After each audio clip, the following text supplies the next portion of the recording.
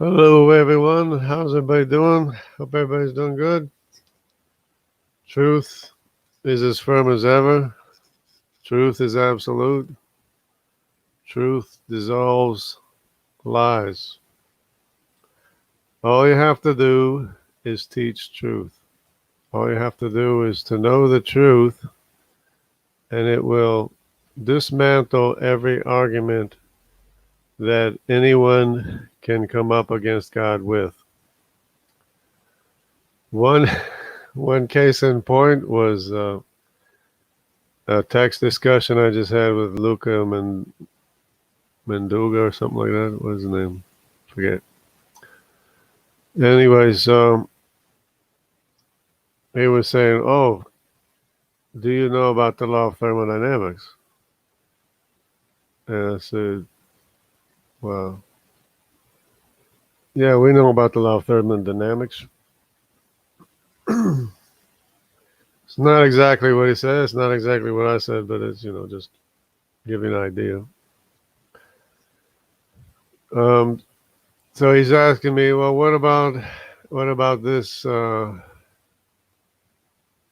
part of thermodynamics and that part of thermodynamics and the other part? I say you can label anything label things whatever you want. It still holds true. It's still a law. You can't make it. He was saying, well, how do you use it?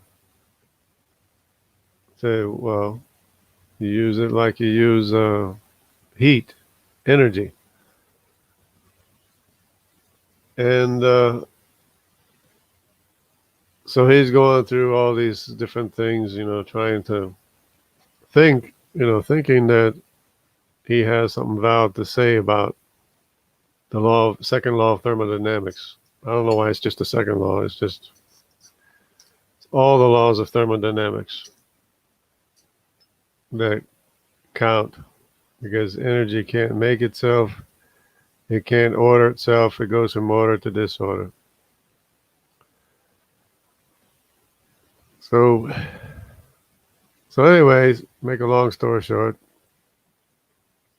I just was direct, like they say in Portuguese. And I asked him, I said, well, where does energy come from? And to make it even shorter, he says, well, we don't know where energy came from before the Big Bang. To make it even shorter, I said, it's energy that dilates time and distance. So energy, it takes energy to make time. He says, oh, I don't know about energy before time. And I said, yeah, it takes energy to make time, because it takes energy to make matter that dilates time and distance.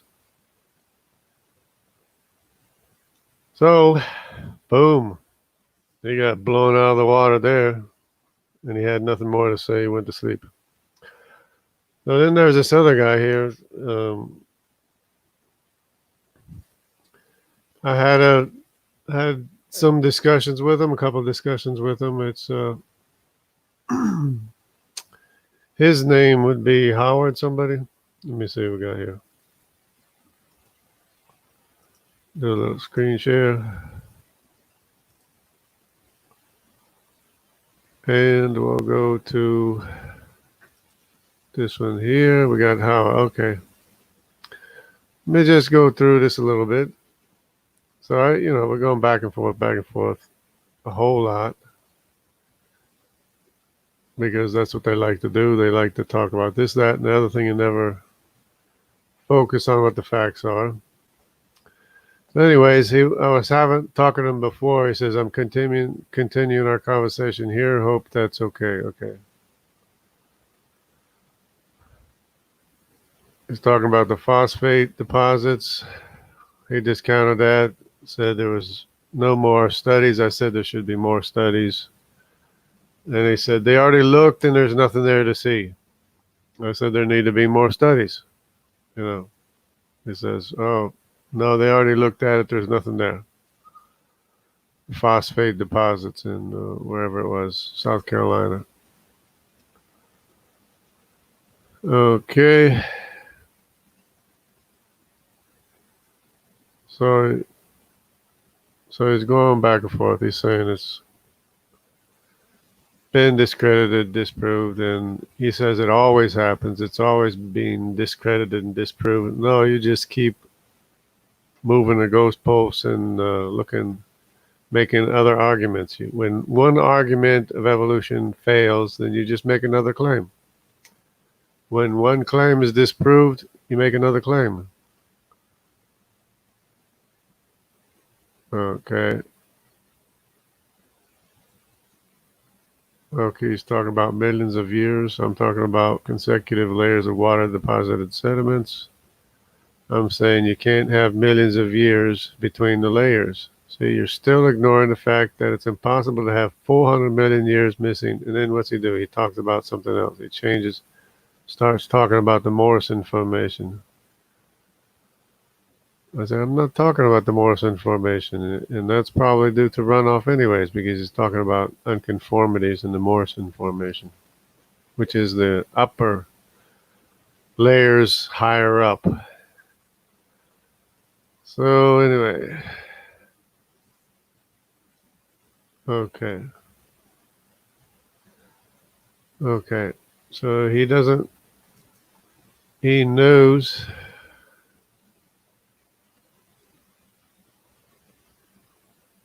See, I know that he doesn't want to talk about.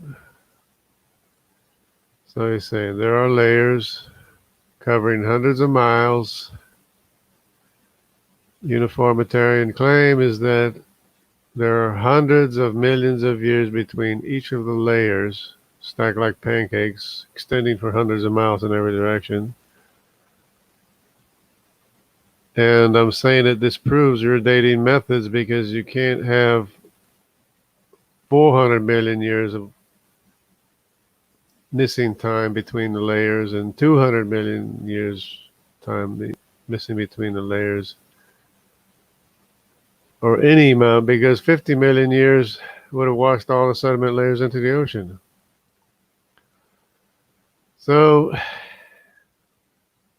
he goes back talking about the Morrison Formation. And he says,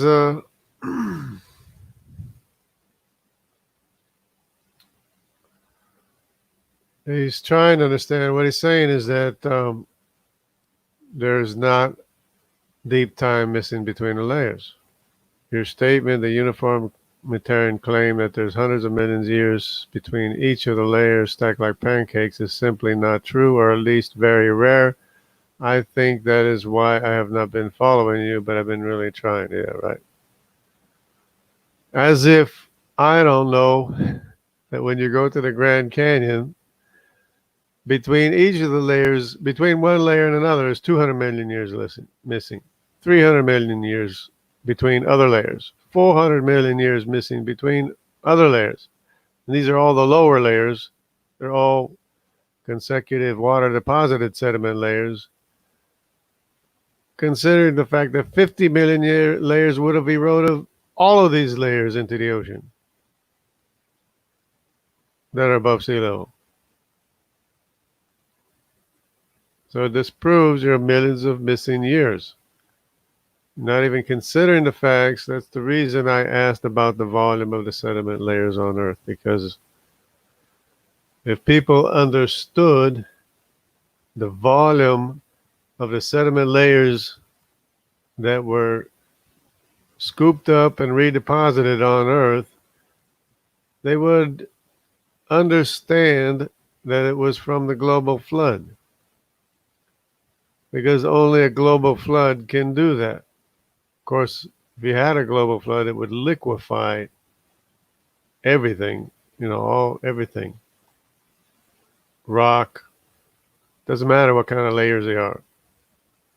Because you can see below the great unconformity, it just scrapes clean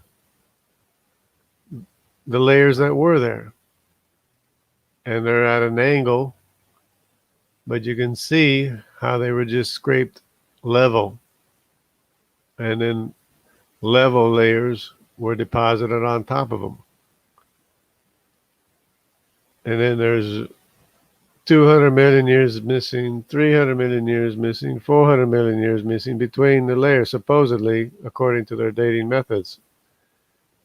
And you can't have millions of years missing between water deposited sediment layers. So it disproves your dating method. You know, these people, trying to get them to focus, tell them you got to focus here somewhere. It says, I like how you change the subject, try to focus. Hundreds of millions of years between consecutive layers of water deposited sediments disprove your dating method. But they can't get it. I mean, he's been responding to me back and forth. He'll probably just change the subject and then talk about the Morse information again or something. Anyway, I had a couple of discussions already with him, and he was showing me about. He was looking at my, commenting on my my fossil pictures, my ammonite fossil pictures, and belemnite and shell clam pictures. Anyway, but see, this is the problem. This is the problem here. You can't have they're missing millions of years between the water deposited sediment layers. So they're just making this up, and they're presented it as evidence.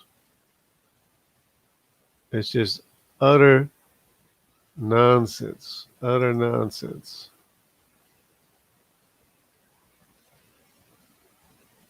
So it's about that, I guess. But yeah, the main thing is that we have to get the truth out there, because they're teaching all these lies, and evolution is full of lies. It's all lies. Every claim of evolution is false. And when it's disproved, they just make another claim. So the only thing changing is the claims of evolution themselves. And it's gotten down to where they say, well, it's a change in the genome that's already there, which is selected for.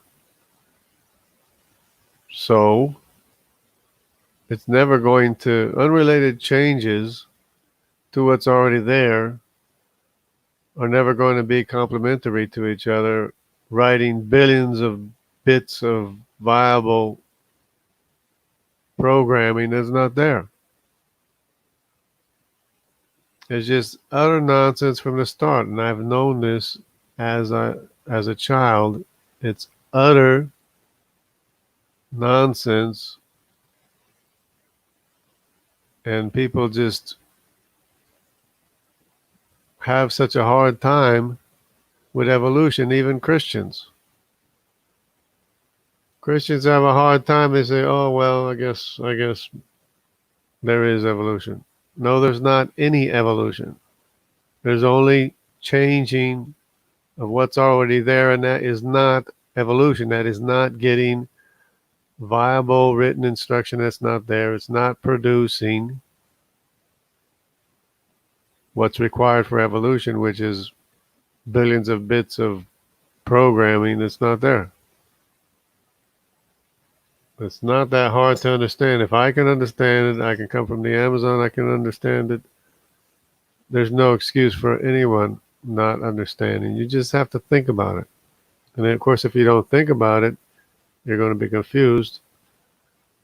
And especially if you listen to them, because they're so confused, they keep coming back with their so-called arguments. And I keep having to redirect them to show them what the facts are. The facts and the truth is what dissolves all the lies. It'll dissolve every lie. It just totally obliterates evolution.